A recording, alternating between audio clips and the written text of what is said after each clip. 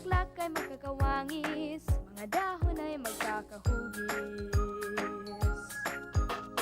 Hindi mo ba naitatanong, mundo'y may ayos na sinusundan, sa math ninyo yan malalaman. Halina, sumama na kayo, maglakbay, mag-enjoy, maglaro, tuklasin ang math sa buhay natin. Dali na, mag-math na tayo. Mga number at mga signs, di dapat katakutan. Ito ay mga simbolo ng gusto nating sabihin at malaman.